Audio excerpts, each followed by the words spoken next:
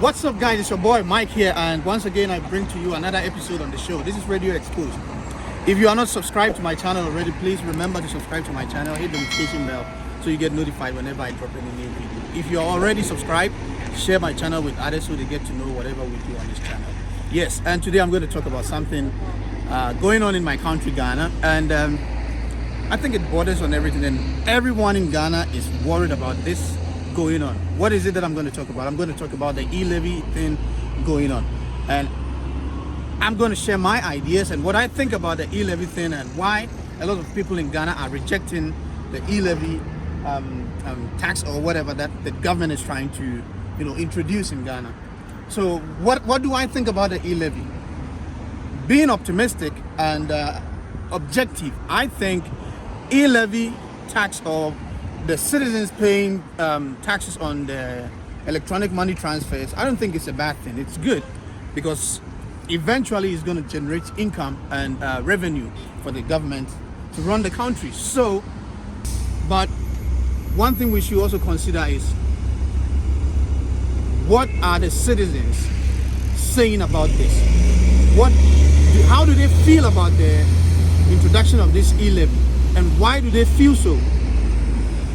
When you listen to a lot of people speak about this E-Levy, the reason why the majority of the people in the country are rejecting it is mainly because they feel they've been paying too many taxes before and they don't see the use of it.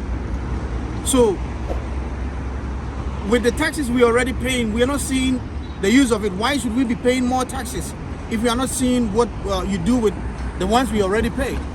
That's basically what the people are worried about, and that's their question. When you speak to a lot of people, they tell you, I mean, we pay this tax, we pay tax on this, we pay that.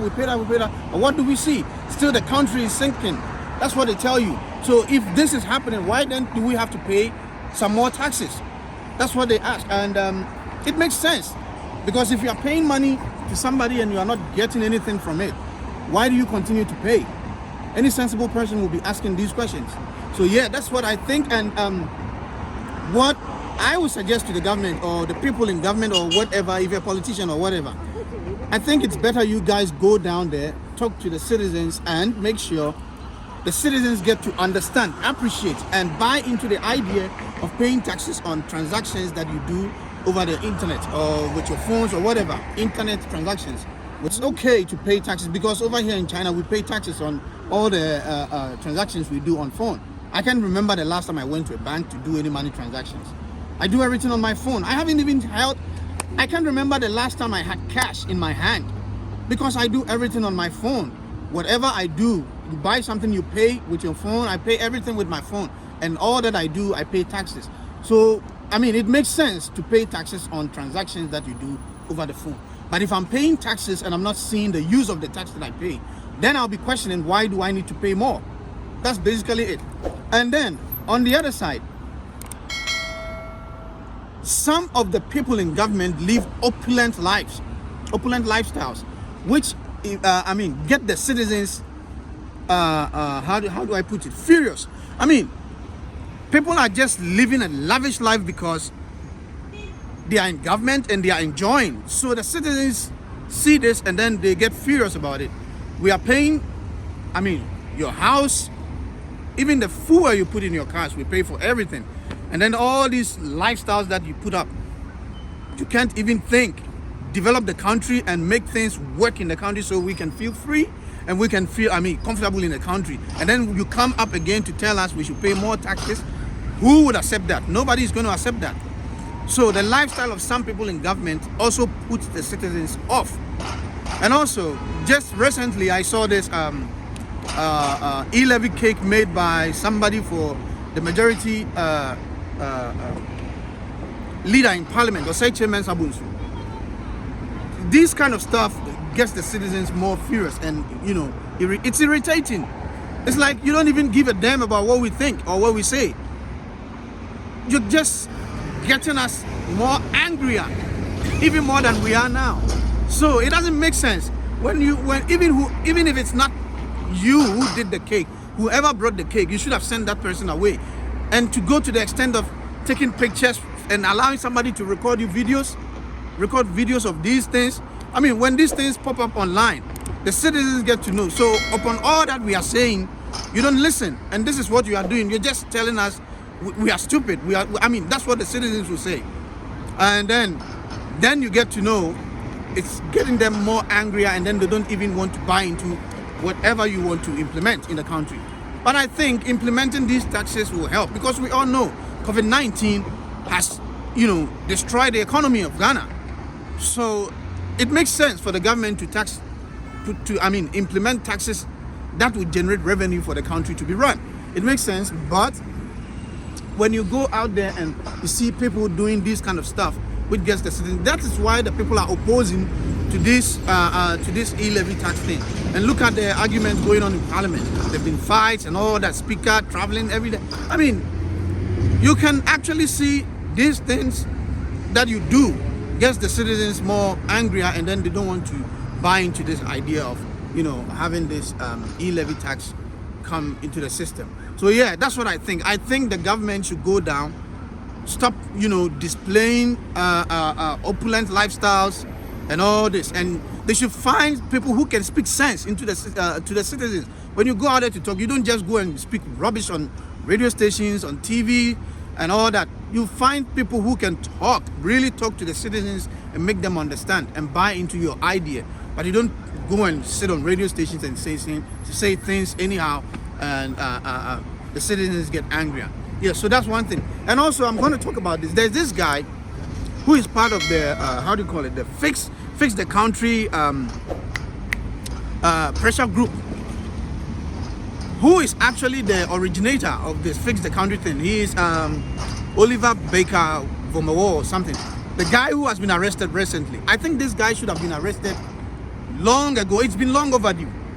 If you guys could remember, this guy made a statement about overthrowing the Constitution of Ghana when they had the first demonstration. When the Fix the Country people had their first demonstration, this guy made a statement like that. And you guys could remember Ernesto Usubempa, Abronye, and this guy, this Hobson Adoye, were all around trying to get this guy arrested, and they went to the IGP, but I don't know what happened. The IGP did nothing about this guy. And when you go onto this guy's Facebook page, there has been series of posts that incites. The guy made a statement on his Facebook page, and I think no one in Ghana should condone that. If you are a citizen of Ghana and you love the country Ghana and you see such stuff, you have to speak against them, irrespective of what is going on in the. Yes, you can have a bad government who will mess up, but you don't call for coup. Do you know the implications of calling for a coup d'etat in the country? If you think we are bad now, a coup is not going to make it better. I'm telling you, bro. If you think the government is not doing well, find legitimate means to protest. You can speak your mind, but you don't call for coup. And even when we are speaking your mind, like we say, there's freedom of speech in Ghana because we're in a democratic country. Yes, you can speak because you have the freedom of speech, but your freedom of speech has boundaries. You don't just say anything because you think I have my right to speak, I have freedom of speech. No, you don't do that. You call a whole country's army useless. Bro, you don't do that. You cannot call a whole country's army useless. If the army of the country is useless, do you think we will be having the peace we have in Ghana? If our army was useless, then there will be rebels all around in the country now. But there isn't any. Why? Because we are protected by this army. The fact that the army is not buying into the idea of having a coup d'etat in the country doesn't make them useless. That is your selfish gain, the selfish interest you are seeking. And majority, there's nobody in the country who is going to call, oh, let's go and have a coup d'etat because the government is not performing. A government that has been able to introduce free education is not performing. A government that has been able to implement a national ID card that eventually is going to be an e-passport, an electronic passport. A government that is, trying ways and means to fight corruption. A government that is building factories in districts. You call this government useless? A government that is migrating the country from this manual, human interface, human activities onto a digital platform. A government that is moving the country onto a digital platform. You call this government useless? A government doing this stuff? Do you know the number of graduates and the number of intellectuals Ghana is going to have in the next 10, 20 years? You should be thinking about all this stuff. and stop thinking about your selfish interest. Yes, we all agree the country is not where we want it to be, but you don't call for a coup. I am very happy this guy has been arrested, and he has been actually been arraigned for court tomorrow. The government should, the court system in Ghana should deal with this guy and make things work right. And this should serve as an example to all those on Facebook who think they have phones in their hands, they have data and internet access, so they can just write anything on the social media just for, because they are hiding behind their phones. No, guys, you people should wise up and, watch what you say on the internet, because it might get you into trouble. This guy has been saying stuff on his Facebook page, and I think it's in the right order. It's in right order. The police, have gotten grip of him. They grab him and then they put him in there. Tomorrow he's going to court. He should go and defend his statement. It doesn't make sense for somebody to be calling for coup in the country. We love our country, irrespective. And it's sad when you go on the internet and you see people defending this. Really? Do you know where you will be if there's a coup in the country? What will be your state? They are rich people. They will fly out. They will go. They will leave. And don't think. You should never think when there is coup, anybody will stay there and watch somebody come and, kill him. I will also defend myself. So it will be a civil war. We are not calling for this. This should never happen in Ghana, and nobody should even make statements like that.